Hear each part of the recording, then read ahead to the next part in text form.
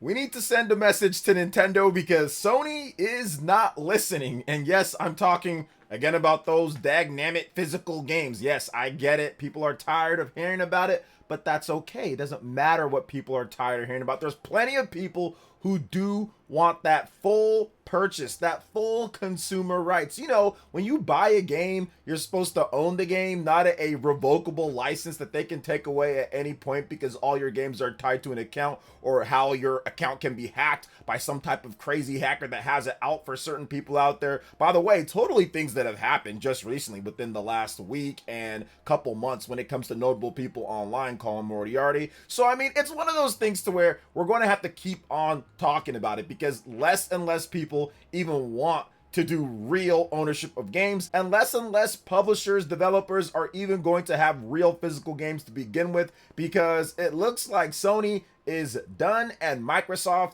is going to be done, and Nintendo, obviously they have their physical games, but with game key cards it's kind of up in the air when it comes to certain aspects, which we will talk about. But I have a list of very important things that we've got to talk about that will absolutely send a message to Nintendo, because they're pretty much the last bastion of hope when it comes to real physical games. And like I said, this is not looking good, but there's still many things I can do. And I'll also say this, we can still send a message to Sony and the rest of the industry that we're not going to sit here and take this lying down. I've got some interesting things that we have to talk about. But before we continue, we are giving away a Nintendo Switch 2 at 140,000 subscribers, or on September 1st, whichever comes first. Subscribe, like, comment. The winner will be chosen at random, and it's a worldwide giveaway. Thanks, peeps. Okay, physical games are dying. We know this. This is a huge problem, but there's too much nonsense. Guys, if I had $1 for every time I see people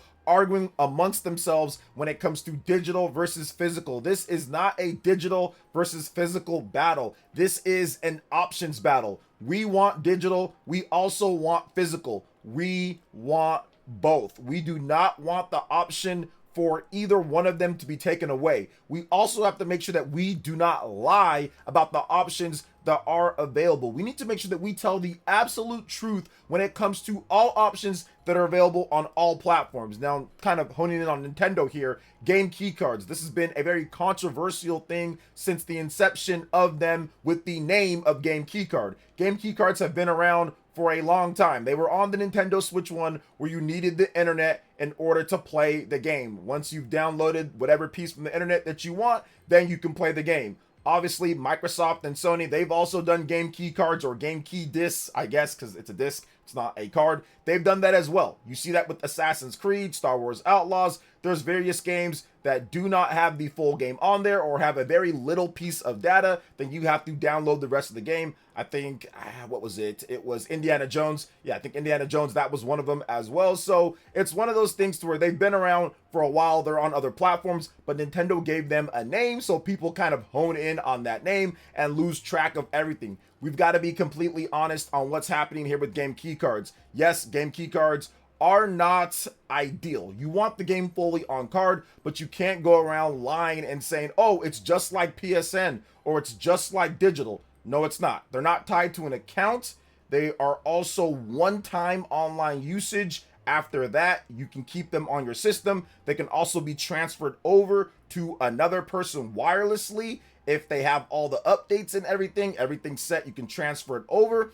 And it's something that can also be shared regularly through the physical game itself. So if somebody takes the game key card and puts it into a different system, you need that game key card. So we need to be completely honest when it comes to what they are and what they do, and simply ask, yes, we would like to be able to have regular on-card games. Don't bring up excuses why, oh, it's all digital, it's just like PSN, game key cards are the same thing. Don't say that, because then it diverts what's actually true and what's not true, and it takes away from the message of kind of telling Nintendo, this is what we need. We need real physical on-cart games. So make sure you guys just don't do that. Make sure that we know exactly what they are and what's happening there. All the information is on the official Nintendo site. All the information is out there. So let's not make sure that we lie about what's happening here. Now, when it comes to the gaming industry, we need to send the message that it's not just about physical games, but this industry is in turmoil. There is so many negative things happening, so many people losing their jobs and so much stuff.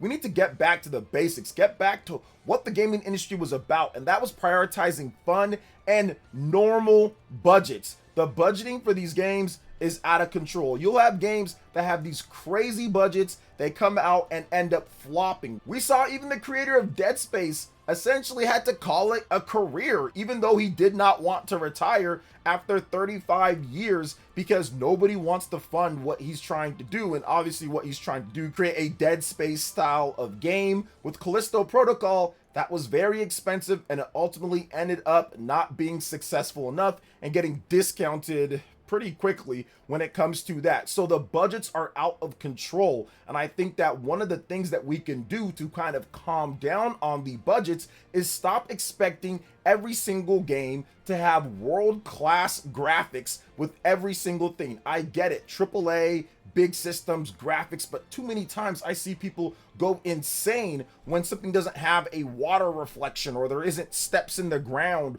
or the person doesn't look as good as Uncharted 4 with Nathan Drake or something. I get it, graphics are important, but man, this industry is going to implode if people keep on honing in on graphics being the be-all, end-all for games. Games can come out with modest budgets and look okay, just look solid, look good enough, and we can play them and enjoy. But that also needs to come with pricing being flexible as well. We shouldn't have to see games upwards of 80, 90, whatever or more. We should see games at various different prices. So it's a give and take. And I think that the industry is kind of doing that a bit. We see that with the AA industry. We see that a bit, even with Assassin's Creed Black Flag Resynced. That game is $60. It's not 70 or it's not 80, I guess, with the standard version. Obviously, there's other versions that are more expensive, but it's one of those things that it needs to balance itself out. We need to try to make sure that we're not so gung-ho on having the greatest graphics ever, and we can play games and enjoy games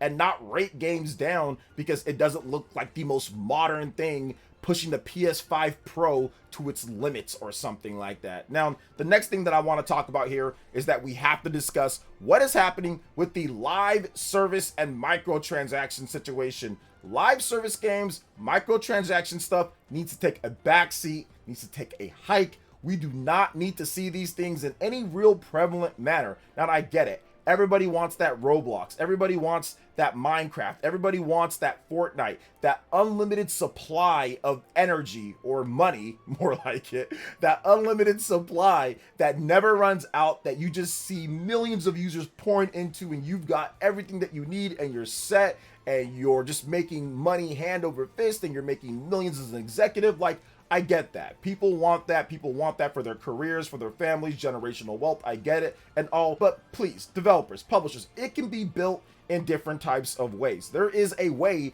to get that, but also fund cool ideas and fund great games in the process that people have been wanting for quite some time. We see way too many high budget live service failures that could have turned into incredible games, incredible franchises if they weren't chasing the next big Fortnite or the next big PUBG or the next big Roblox. I get it. You want to push the boundaries. You want to get in those areas. But when I see startups essentially taking money for funding to do stuff like Highguard, and I'm thinking, why that? Like, why are you doing that? Especially in this market when there's Overwatch and there's all these other things that are kind of just saturated at this point.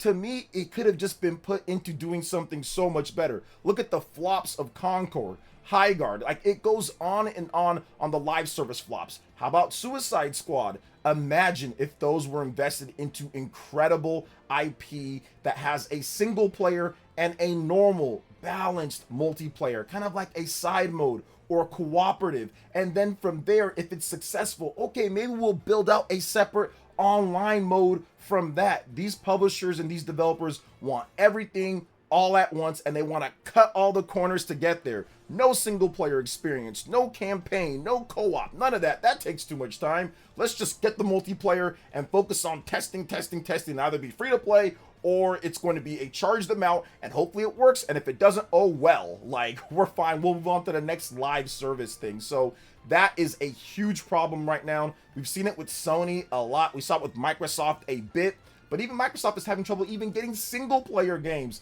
up and going with campaigns. Look at what happened with Redfall. Look at what happened with Perfect Dark being canceled. Look at what happened with Fable taking like 7 years at this point. Next year will be the 7th year from, I think, the reveal 2020. So going on that, and yes, it's awesome that it's finally coming out. They've got a good system, and shout outs to Playground Games. But what I'm saying is that it's taking way too long. The live service nonsense is completely jacking things up, and it's getting a distorted view of what is actually possible in this industry, selling to people that have premium systems like a PlayStation, Xbox, or Nintendo Switch 2 or something. So that needs to be addressed, and it needs to be addressed expeditiously at this point, because it is a crisis with this live service and microtransaction nonsense, to the point where even with EA and the college football, they're putting it in single player games, and there had to be a campaign to get it out of the single player dynasty mode and all of the offline modes for college football. That is a scary proposition that we're seeing, and we're seeing it way too much in game. Employees need to be treated better. Developers need to be treated better. This is something, when I say get the message to Nintendo, it's really get the message to the industry when it comes to everything here, guys. Get the message to the industry that we need to see better treatment of some of these employees. The fact that we've got thousands upon thousands upon thousands of layoffs is just crazy, especially if you look at the employee salaries and you're looking at the executives and they're making multiple millions of dollars. CEO of Microsoft, he makes nearly $100 million. I don't know how much Asha Sharma is getting paid, but I'm pretty sure it's a lot of money, yet they're laying off people at a record pace for multiple years now. It almost seems like every single year there are massive layoffs or studio shutdowns, whether it's from Sony, from Nintendo, or from the broader industry. So this is bad. It's a bad thing. It's a bad situation, and we need to get that under control. And we need to make sure that we say it, because we need to make sure that we let Nintendo know that we won't stand for this either. Although Nintendo has a whole different setup, obviously, they do things differently. Their budgets are differently. Things are completely separate from how Microsoft and Sony do things. We also need to make sure that we keep talking about the negative or bad aspects about that, so it does not spread over to any other company that's thinking about it. Your people are your greatest asset and resource. In order to make the great games that you want to make, you need great people. Cutting down so many people as a $1 trillion company doesn't seem like it's a good idea, or a multi-billion-dollar company doesn't seem like it's a good idea. We're just going to get less games, and it is anti-consumer. Does not matter what people on Twitter say or what Steam people will tell you or whatever the case is. It is anti-consumer to sit there and let go of so many talented people that are building some of the best games out there. We're going to get less games. I don't think they're going to be as good because a lot of the talent is being let go. You're trying to tell me that id is going to be just as good as they were without all the people that were there? I highly doubt it. So it's absolutely something that we need to let these game developers and these game publishers know, really the publishers, let them know that we can't stand for this. We're not just going to sit there and allow it when it comes down to it. You got to talk about it. You got to talk about how bad it is. And obviously you can let them know that you're not happy with the decisions that are being made when it comes to letting go of so many good people in the industry. Buying physical games is important. I've mentioned that before, but I just want to reiterate that that's something that you can still do right now. Send a message to the industry, send a message to Nintendo that you still want to buy physical games. Whenever there's an on-cart physical, buy it. If you're interested in the game, definitely pick it up. I think on-cart physicals, especially for third-party games, because Nintendo does it with their first-party titles, but especially for third-party games, those need to be supported more than anything, because these developers are kind of sticking their neck out for having this physical cartridge. They're expensive, they're not cheap, they're more than double plus what a Blu-ray disc is. So when a developer actually decides to put a game full on cart to where it can be played off there with no updates, obviously there's probably update available, but it can be played off of no updates, make sure you support it. The game that I always like to bring up is Orbitals, because that game just looks so awesome. I love the 80s/90s aesthetic when it comes to the retro anime. Mouse PI, there's various different games that are coming out. Lies of P, that's this year as well. Oblivion, that's also on cart physical, and other titles too. So definitely check out the full on-cart physical games, continue supporting those. There's also a petition that you can sign, Save Physical Games. I'll have a link to that, or I'll flash it on the screen here to where you can go and check that out. So if you want physical games to continue, these are ways that physical games can continue. If you're on Xbox or PlayStation, obviously buying physical games can help, but the writing might be on the wall. I'll be honest, the writing might be on the wall for Microsoft and Sony when it comes to physical games and what they're dealing with. So I'm not so sure about that, but I would say go out kicking and screaming when it comes down to the physical games. And I would suggest, if you really are that upset, not supporting the non-physical games out there, because once again, it doesn't help out when it comes to having that choice. And remember, that digital license, it can be revoked. They can take that away. They can go into your account at any point and take away a game. They've done it multiple times before. So just keep that in mind when you're talking about digital and real physical games that you can buy and like hold in your hand. But that's going to wrap it up for the video here. Thank you so much for watching. I do appreciate it. Please make sure you hit that like button, subscribe if you're someone new, click that notification bell, and check out my other Nintendo Switch 2 RPG content and more right here on screen. Thanks for watching, and we'll catch you for the next one. Peace.